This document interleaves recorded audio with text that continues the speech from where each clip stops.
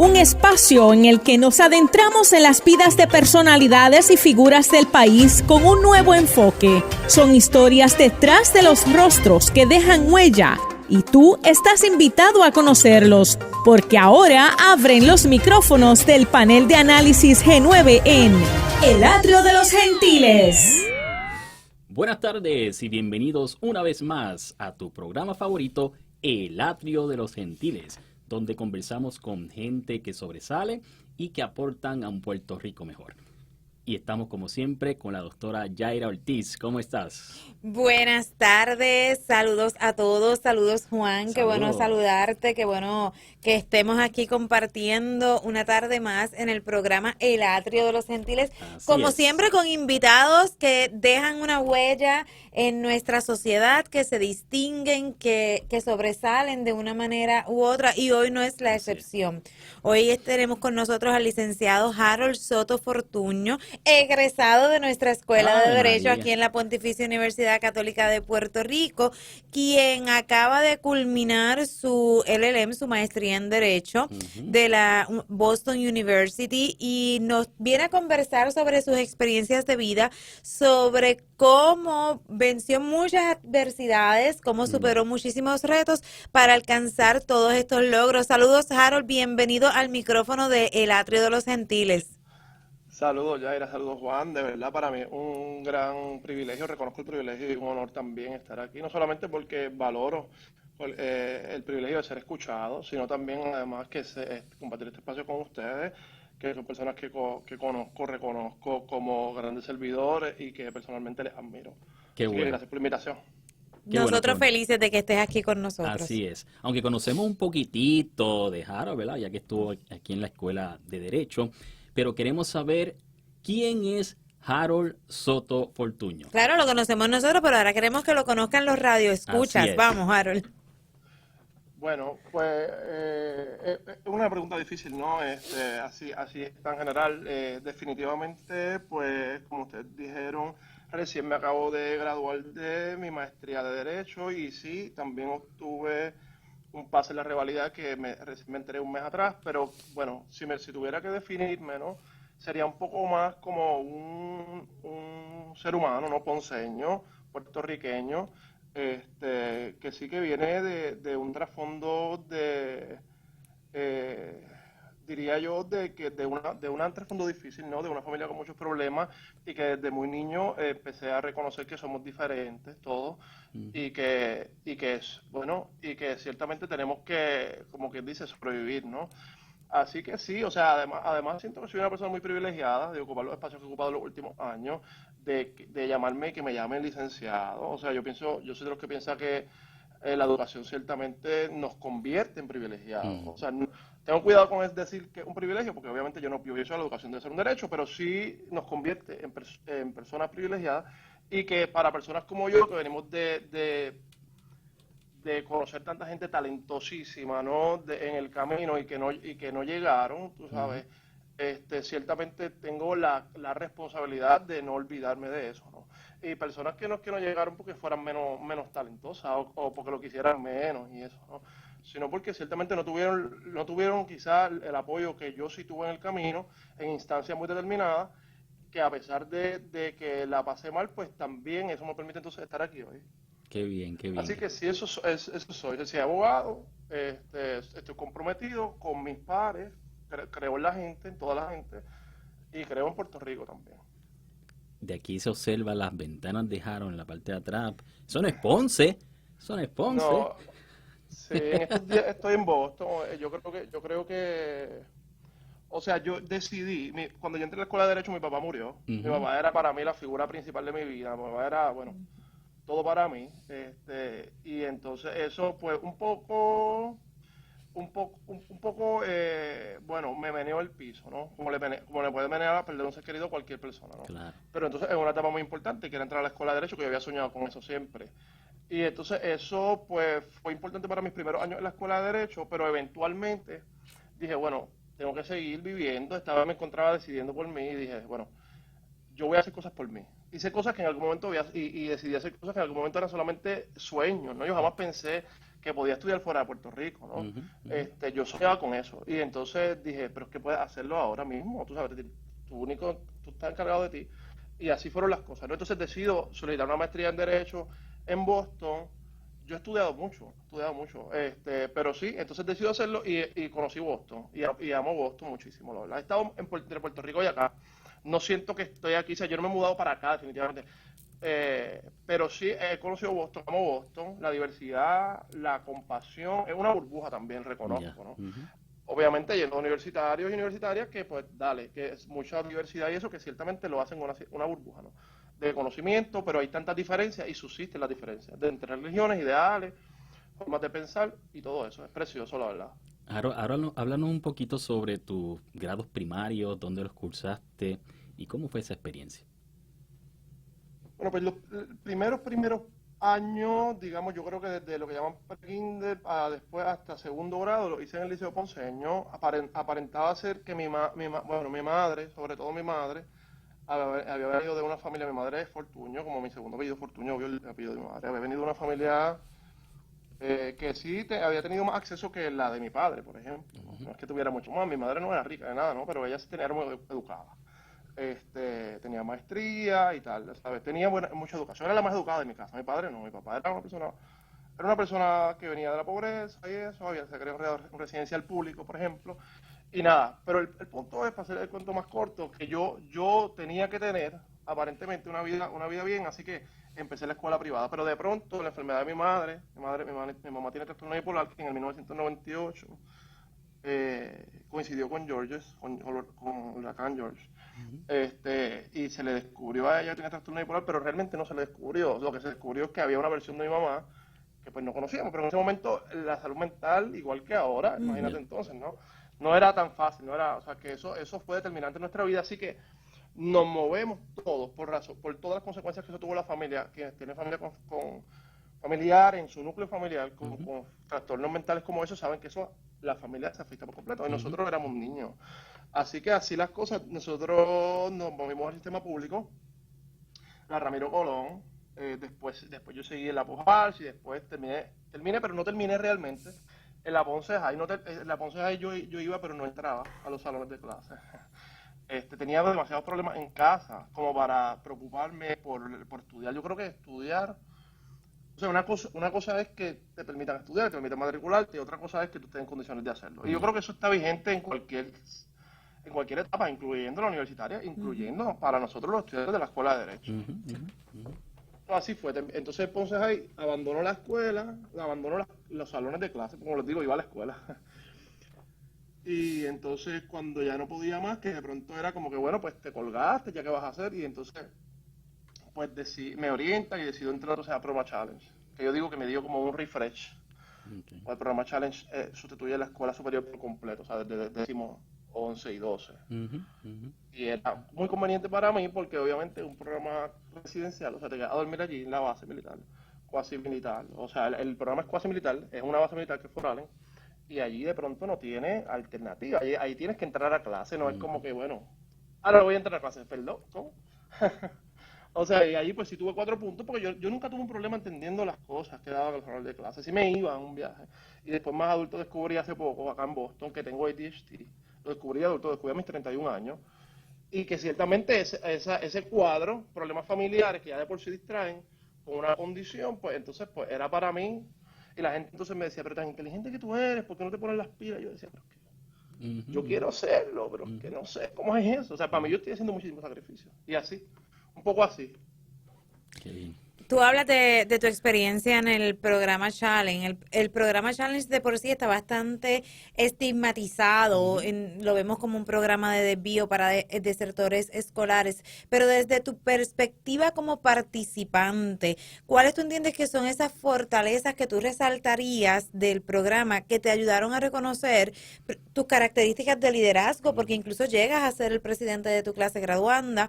¿Y cómo te ayudaron a plantearte unas metas concretas y a encaminar tu futuro y tu desarrollo académico hasta alcanzar lo que has alcanzado hoy día? Sí, pues yo creo que el programa te ofrece una realidad nueva mientras tú estás allí, y es que te desvincula en gran parte de tu vida anterior, de tu casa, porque obviamente, y no es que lo hace tan adrede, sino que más bien, obviamente, eso pasa cuando tú dejas de vivir en donde vivías para vivir ahora en una base militar, ¿no?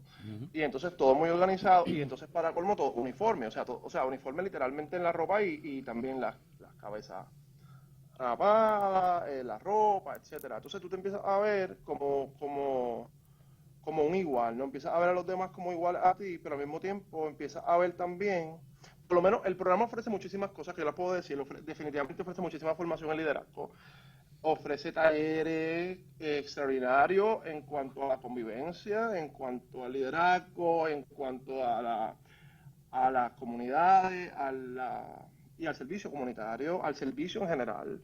Le importa, ¿sabes? Ese tipo de cosas, ¿no? Que me parece extraordinario, y también tenía muy buenos maestros y maestras de todas las materias, pero sí te enseña el respeto también mucho, ¿no? Como digo, cuasi militar, que eso es algo, ¿no? De pronto yo ni siquiera, sinceramente, o sea, yo ni siquiera cumplía, ¿no? Con ese estereotipo que hablamos. O sea, yo por ejemplo, yo nunca...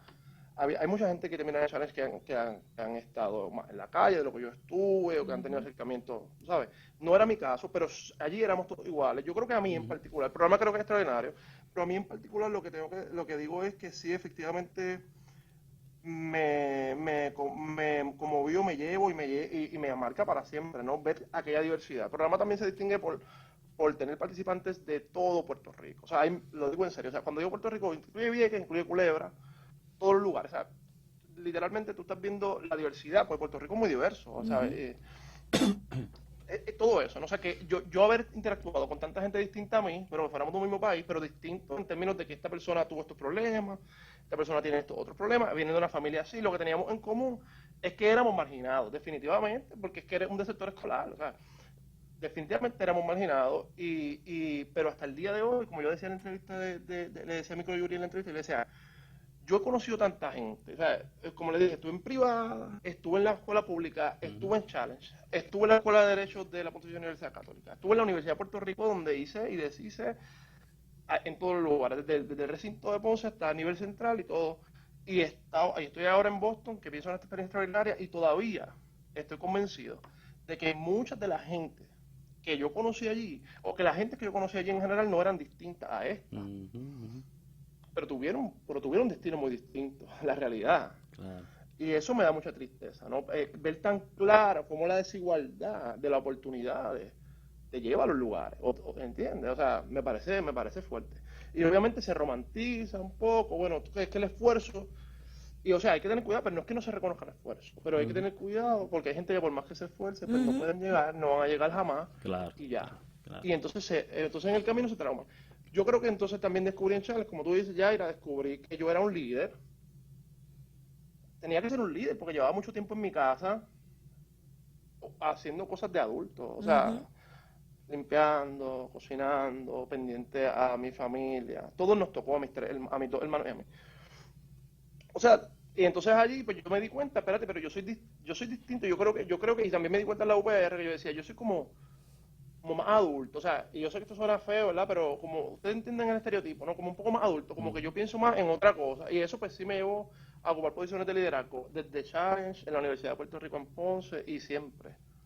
Y también la compasión, ¿no? La compasión, pero esa compasión realmente venía también de mi madre, porque mi madre, o sea, imagínate, la madre de uno, o sea, viendo como mi mamá era una persona que tenía una enfermedad, y la gente discriminaba en contra de ella, la gente no era compasiva, entonces de pronto yo decía, pues con cuánta otra gente pasa esto, ¿no? Pues no tiene que ser una enfermedad formal, que lo diga ahí el DSM-5, puede ser, es que simplemente todos y todas tenemos nuestros momentos, nuestras altas, nuestras bajas, y yo creo que eso me hace ser como soy, o sea, el programa Challenge fue importante para mí, yo siempre me mantengo muy unido a ellos, tengo una excelente relación con la directora y eso, ¿sabes?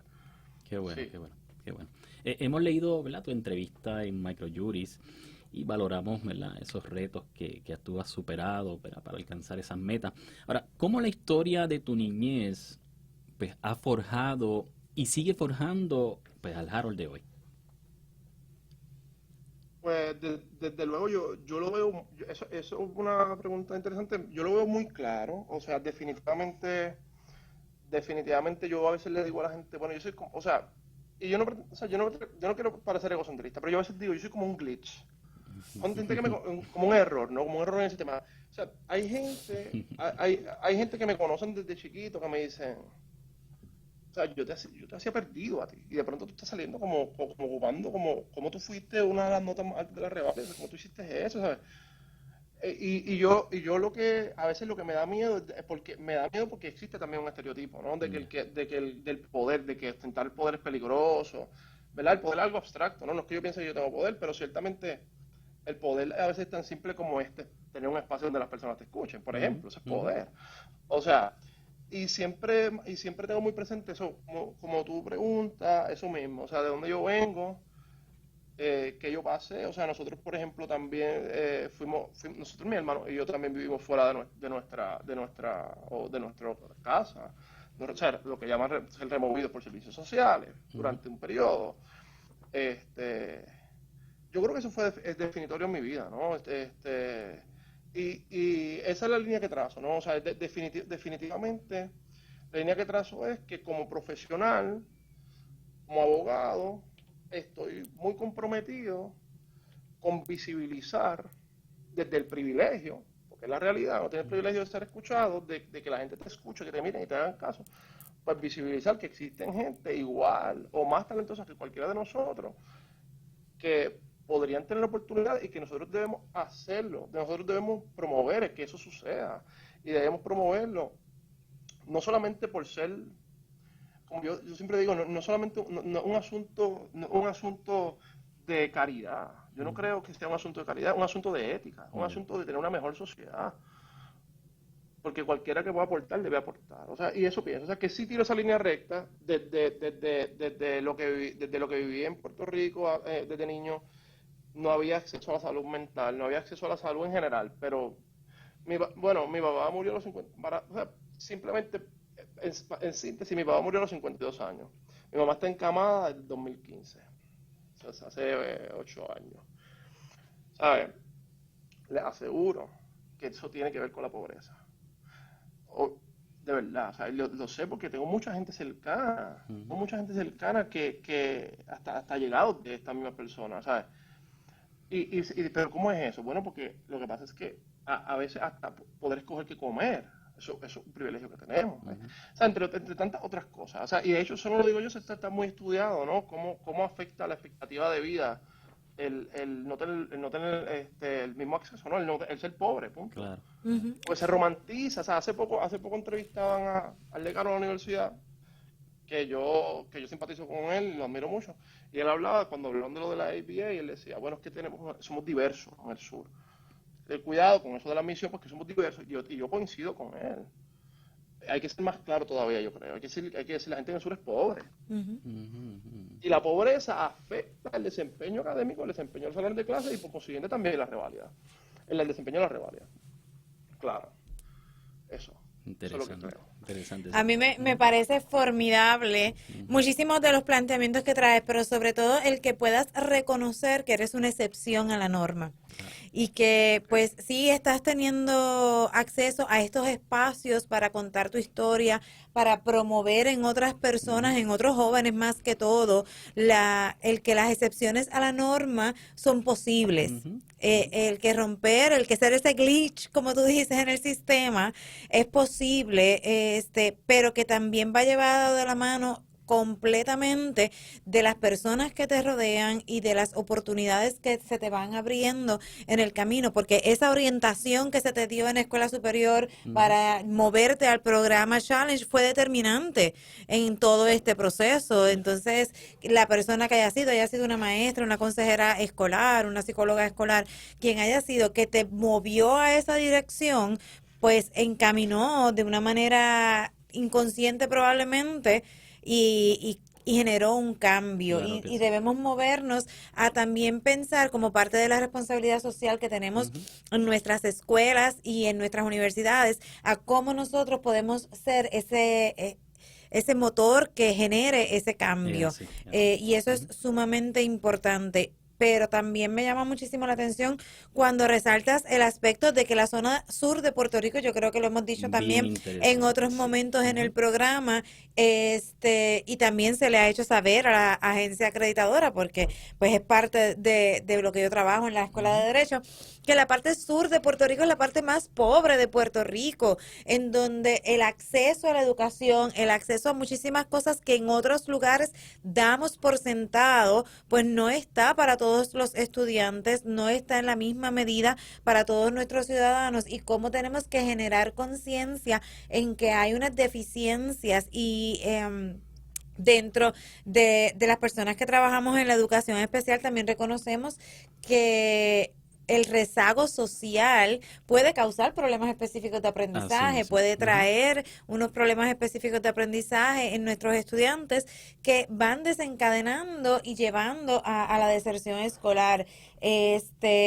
Incluso hay estudios sobre cómo nuestras cárceles están llenas de desertores escolares que en realidad sufrieron por rezago social y lo que tienen es un problema específico de aprendizaje. Correcto. Así que el crear conciencia, yo pienso que se nos fue la primera parte de la entrevista con Harold, muy, muy elocuente y muy bonita, yo la resumiría en eso, en resaltar el crear conciencia de que en Puerto Rico todavía hay unos espacios de pobreza muy grandes y que cuando tenemos el privilegio de acceder a una educación superior, de acceder a unos trabajos que nos permiten crear conciencia, debemos hacerlo. Pero que nadie se mueva, porque después de la pausa regresamos con el licenciado Harold Soto Fortuño, que nos está conversando de lo que ha sido su vida académica, de cómo ha vencido los retos y cómo de desertor escolar ha pasado a completar su grado de LLM en Boston University. Regresamos en breve. Historias de Gentiles, la voz del Atrio de los Gentiles. Mesa redonda, el Atrio de los Gentiles. Y regresamos a los micrófonos del Atrio de los Gentiles, y esta tarde estamos conversando con el licenciado Harold Soto Fortuño, que nos ha dado en ese primer segmento, exquisita palabra, una experiencia que nos ha dado a todos, ¿verdad? Ese impulso, y aquellos que nos están escuchando también, ¿verdad? Para alcanzar esas metas que tenemos como jóvenes y como adultos en esta vida. Pero también queremos preguntarle a Harold, pues, ¿cómo decide, ¿verdad? Luego de toda esa experiencia que tuvo en la infancia, en la adolescencia, en la juventud, pues, ¿cómo decide estudiar Derecho? Bueno, gracias nuevamente, y gracias por la pregunta. Pues yo creo que yo siempre supe que quería estudiar Derecho, y claro, yo siempre he dicho que es muy difícil, ponen a uno a escoger qué estudiar cuando uno no sabe realmente, yo creo que uno ni está tan listo para la universidad. Siempre pasa eso. Sí, yo pienso, de hecho, no es hasta ahora, ya estudiando hasta ahora, literalmente hasta mis 31 años, y este ha sido mi mejor momento para estudiar. Yo digo, así yo tenía que sentirme siempre para estudiar, así de claro, cuando uno llega a los salones de clase porque uno quiere estar allí. Pero entonces, en ese entonces, yo siempre quise estudiar Derecho, pero después me enteré que Derecho se estudiaba después de hacer un bachillerato. Lo cual para mí era algo entonces casi inalcanzable, porque imagínate, si era mucho graduarme de la escuela superior, imagínate tú, entonces ya no solo eso, sino que tenía que hacer cualquier título de bachillerato para entonces poder estudiar Derecho. Yo siempre supe eso, ¿no? De principio, o sea, en otras palabras, yo entro al bachillerato sabiendo que yo iba a estudiar Derecho, porque me habían dicho, el bachillerato primero. Y pasaron muchas cosas.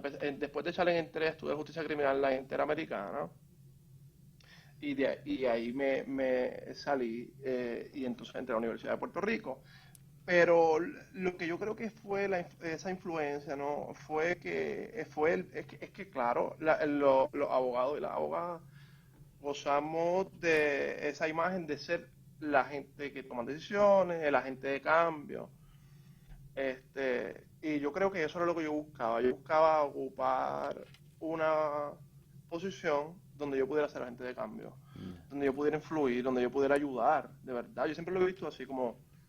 Y ahora de adulto, a veces pienso, si yo volviera a estudiar, ¿qué haría? Probablemente algo relacionado a la salud conductual. porque pienso en la gente, o sea, yo pienso en la gente, o sea, que yo creo que esa es la línea que yo tiro, ¿no? Yo en mi casa hubo muchos conflictos. Yo no sé cuántos desahucios, por ejemplo, ¿no? En mi casa nosotros vivimos, saliendo de esta casa, saliendo de aquella, ningún tipo de seguridad de techo en mi casa hubo, nunca. Yo le diría que a ustedes que yo viví en más de 10 casas, o que 10, como 15 casas con mi familia. ¿Qué les quiero decir con esto? Yo decía, no, yo quiero ser el abogado, porque también no me van a coger mal, tú sabes, a mí ni a otros, ¿no? Ahora pues, yo creo que eso. Esas motivaciones personales Sí. que nos empujan a tomar decisiones a largo plazo. Yo también estoy de acuerdo que los 18, los 19 años es una etapa muy temprana para decidir que tú vas a hacer el resto de tu vida.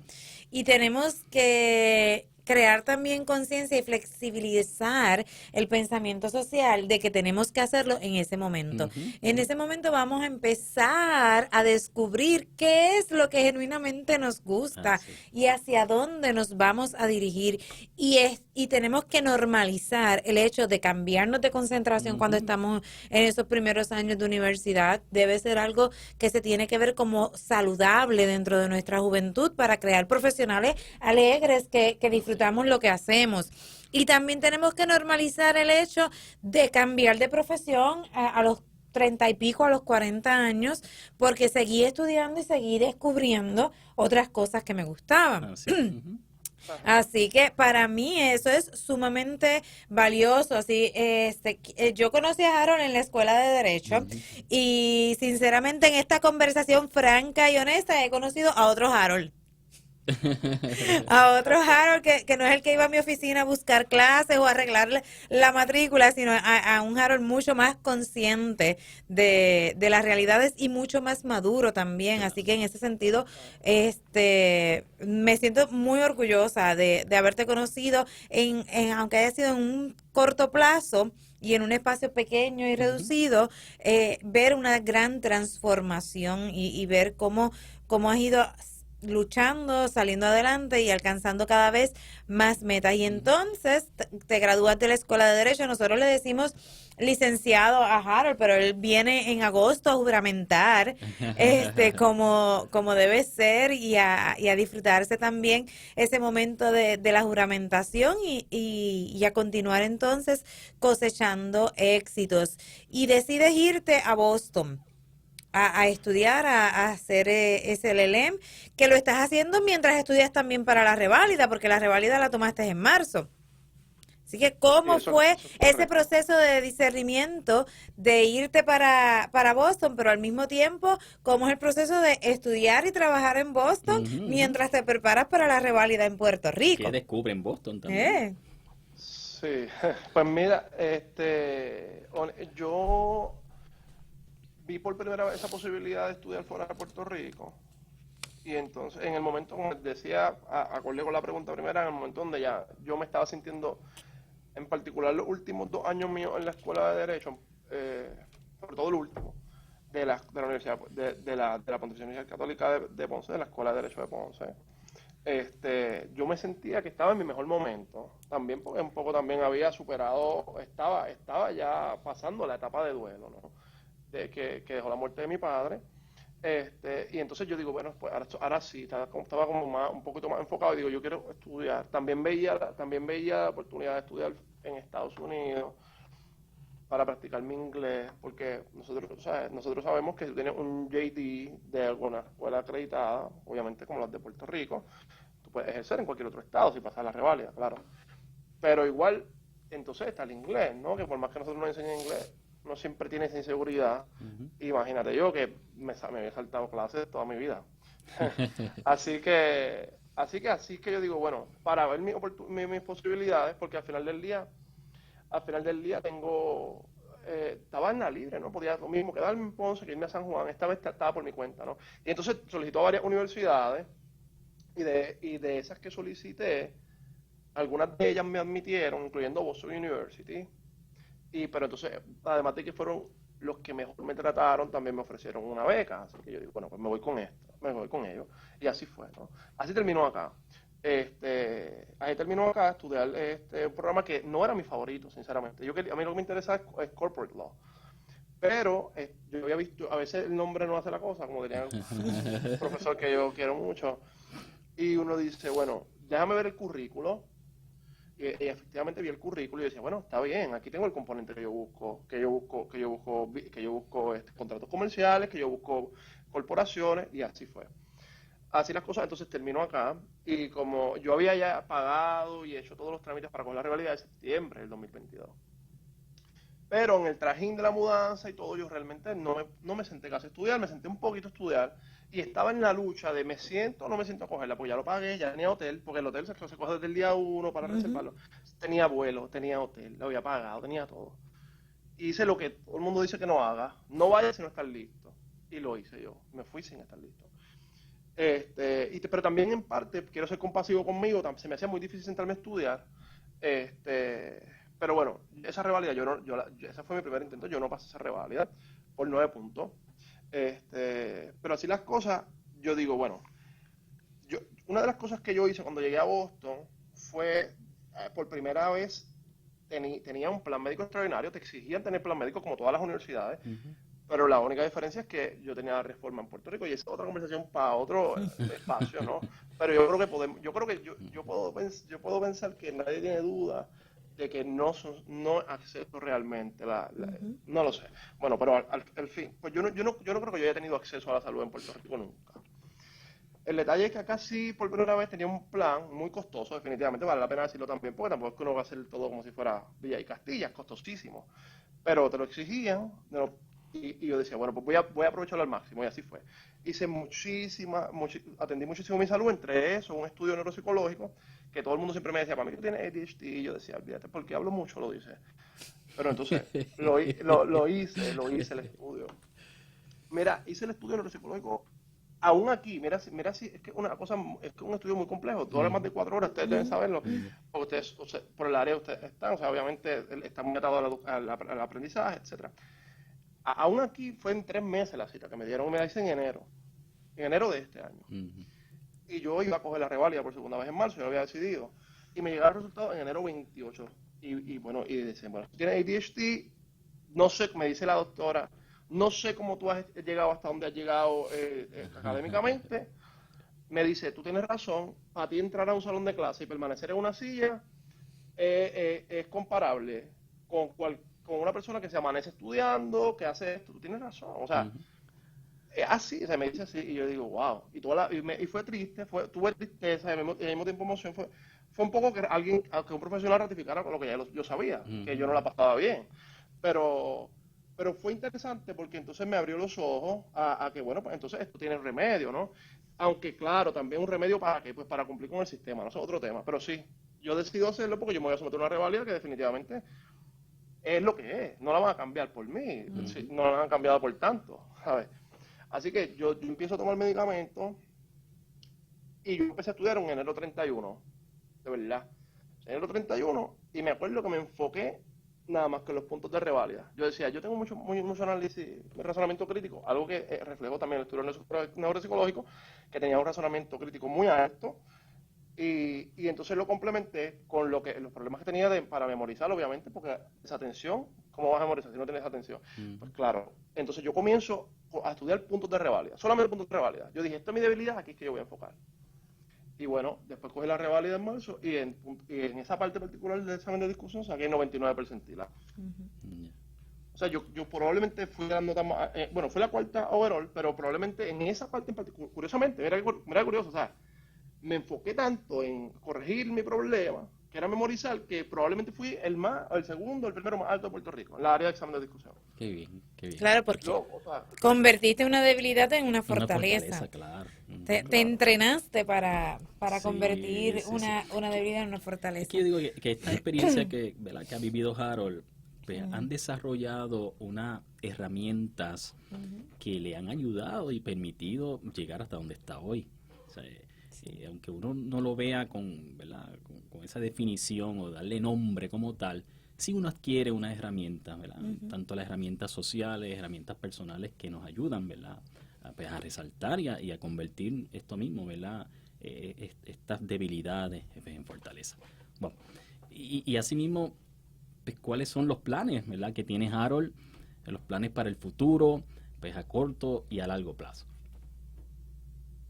Me gustaría estar en Puerto Rico, seguir en Puerto Rico.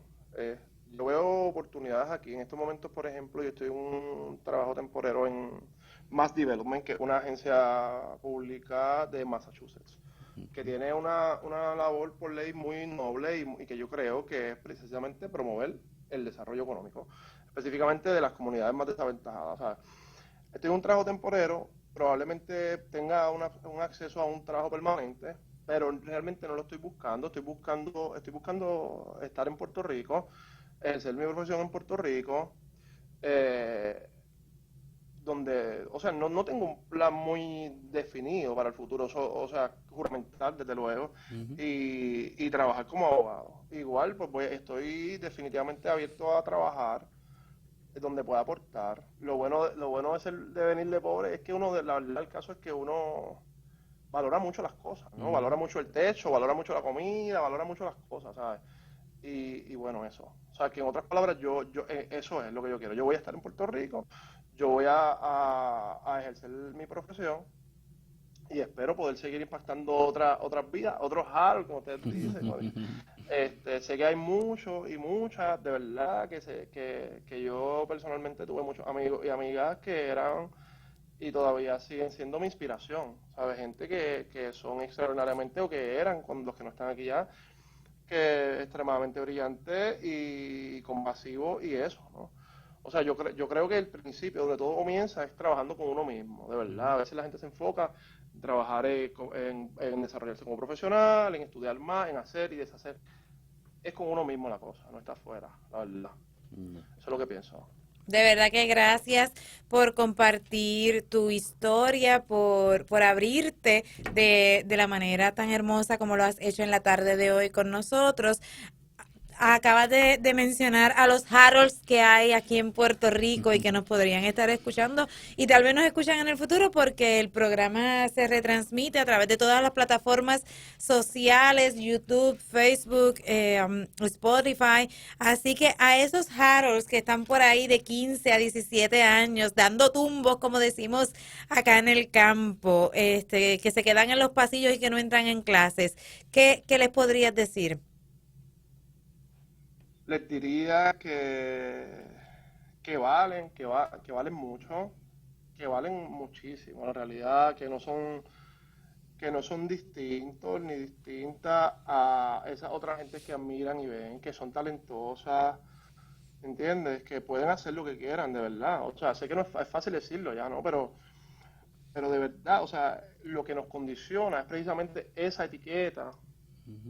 Lo que nos condiciona es precisamente pensar que no podemos, o sea, literalmente, de verdad, y no es que sea clichoso, pero nadie es mejor que nadie aquí, ¿no? O sea, que les diría,